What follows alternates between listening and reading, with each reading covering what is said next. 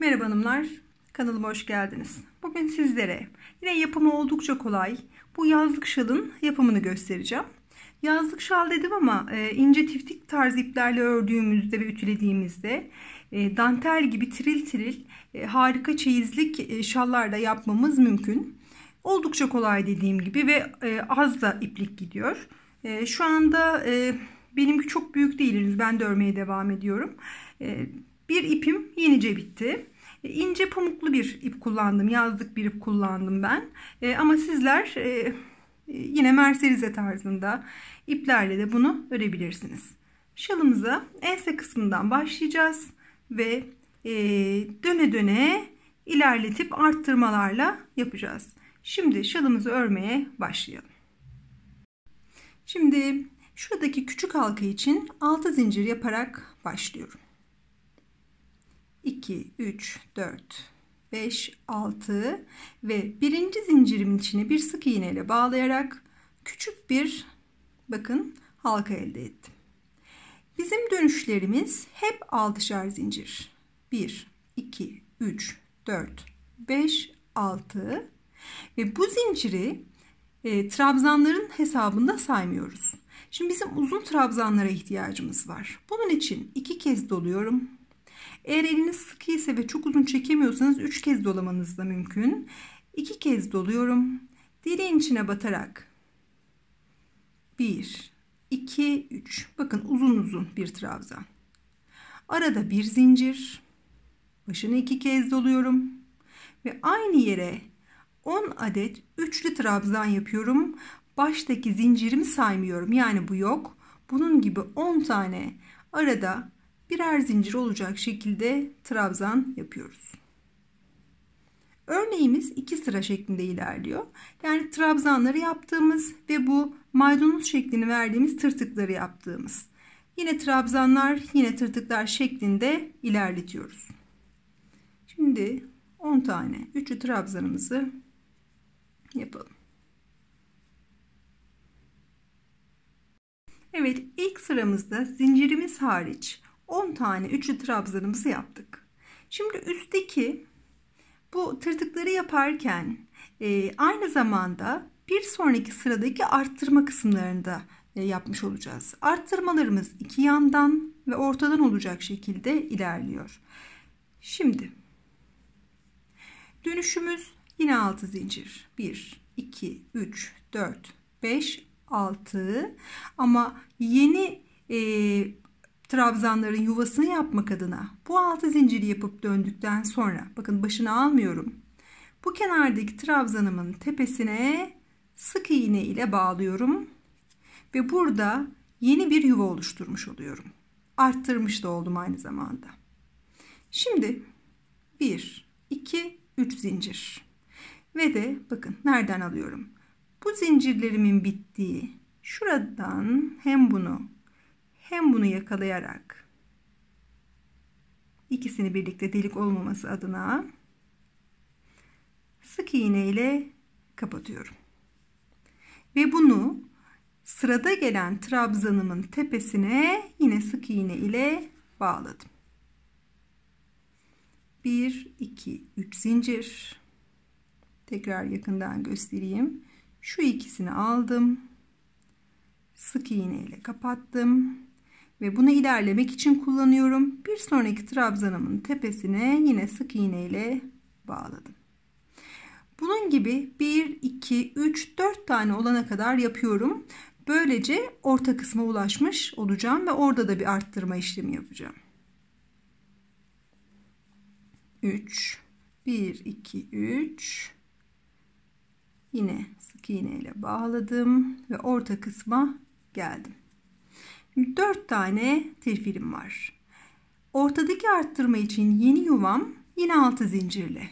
1, 2, 3, 4, 5, 6 ve hemen yanındaki trabzana yine sık iğne ile bağladım ve bakın yine yeni bir yuvam oldu. Burada yapmıştık. Şimdi burada ve işlemlerime devam ediyorum. Yani 3 zincir dibinden yakaladım ve Bir sonraki trabzanın tepesine bağladım. Böyle 4 adet. 1, 2, 3 zincir. Yine yakaladım. İlerliyorum birer birer. 1, 2, 3 zincir. Yakaladım. Bağladım. 1, 2, 3 zincir. Sonuncusunu yapıyorum. Bağladım. Şimdi burada bir püf noktası. Başlarken bir yuva yapmıştım arttırma için. Ortada bir yuva yaptım arttırma için. Sondaki yuvayı nasıl yapıyoruz? 3 zincir yapıyoruz. Bir üst sıraya çıkmak kolay olsun diye başını aldım. Ve şurada bakın dönüş için kullandığımız zincirimiz vardı. Buradaki boşluğa batarak ikili trabzan yapıyoruz. Böylece sondaki yuvamızı da yapmış olduk. Yukarıya çıkma derdimiz olmadı. Döndüğümüzde zaten sıranın üstünden başlayabilir olduk. Tekrar göstereyim orayı. 4 tane tirfil yaptıktan sonra 3 zincirimizi yaptık. Başını alıp sondaki boşluğa batıp ikili trabzanımızı yaparak bu sıramızı da tamamladık. Şimdi dedim ki örnek ikili sıralar halinde ilerliyor. Şimdi tekrar trabzanlara döneceğiz. Dönüşlerimiz 6 zincir. 1, 2, 3, 4, 5, 6. Ve yine trabzanları yapacağız. Döndük. Başını 2 kez alıyorum. Kenarlarda bakın şuradan da göstereyim. Kenarlarda yarım, sadece ortada böyle bir çiçek görüntüsü var. Bunlar bunun yarısı kadar. Şimdi 10 tane yapmıştık bu orta kısmı yaparken. 5'liler şeklinde yanlarda ilerleyeceğiz. Kenar dönüş zincirimi saymıyorum. Başını 2 kez doladım. Bu yuvanın içine 5 tane üçlü trabzan yapıyorum. 1 zincir var aralarda. Alt sırada aynen olduğu gibi. 2 bir zincir. 3 bir zincir. 4 ve sonuncusu bir zincir yaptım. Ve 5. Şimdi benim ortaya gitmem lazım. Bir aylı boşluk var. Bunun içinde 1, 2, 3 zincir yapıyorum. Direkt başını 2 kez dolayarak orta kısma geleceğim. Ortada bakın bu arttırmalar sebebiyle de tam çiçek var. Yani 5, 5 toplam 10 tane trabzan. 3 zincir yapmıştım. 2 kez doladım. Ortada hep 10 adet üçlü trabzan yapıyoruz. 1. Aralar birer zincir. 2. 3. 4.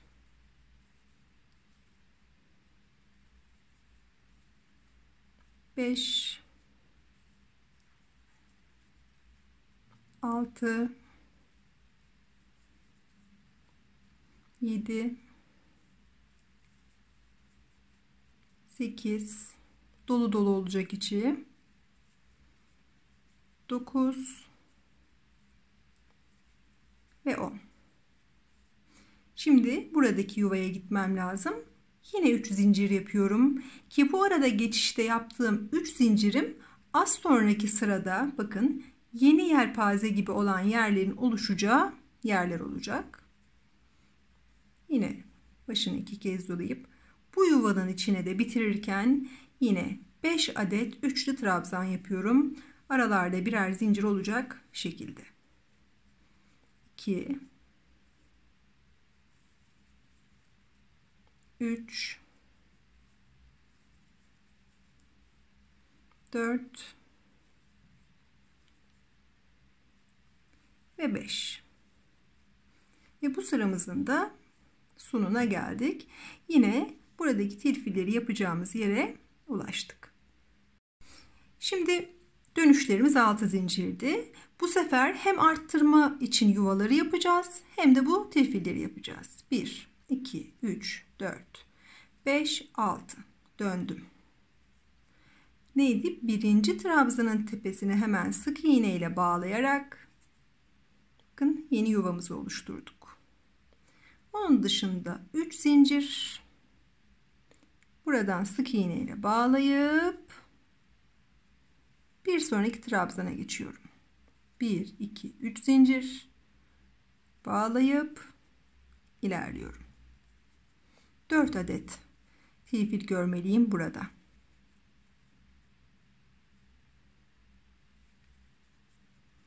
Bir, iki, üç. Sonuncusunu da yaptım. Bağladım. Şimdi bu arada 3 zincirle geçmiştim. Yine 1, 2, 3 zincir yapıp ilk trabzanın tepesine ulaşıyorum. İşte şurası bizim az sonra yapacağımız yeni yelpazelerimizin, maydanozlarımızın aslında yeri olacak. Yine devam ediyoruz. Orta kısımda 4 adet yapıp yeni yuva, 4 adet daha yapıp devam ediyorduk. Birincisi, bağladım. İkincisi, üçüncüsü ve dördüncüsü. Bağladıktan sonra ortaya ulaşmış oldum. 6 zincir yaparak 3, 4, 5, 6 ortadaki arttırma yuvamı oluşturuyorum. Hemen yanındaki trabzanın tepesine ve yine tifillerimi yaparak ilerliyorum.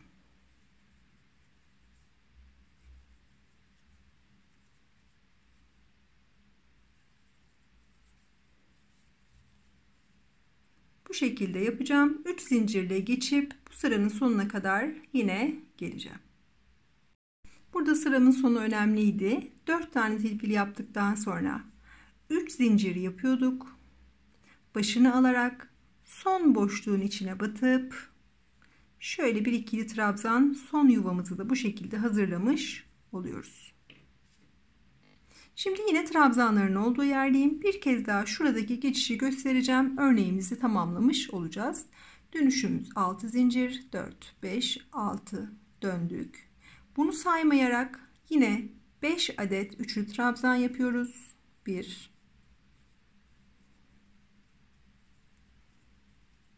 2, 3,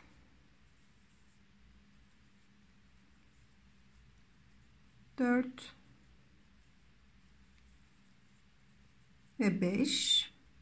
Diğer tarafa gitmek için 3 zincirimi yaptım. Başını 2 kez dolayıp az önce arada 3 zincirle geçmiş olduğum şu boşluklar vardı. İşte buradaki yere, boşluğa 5 adet daha üçlü trabzan yapıyorum. Sadece ortada 10 adet. Onun dışındaki her yere 5 tane üçlü trabzan yapıyoruz. 2, 3,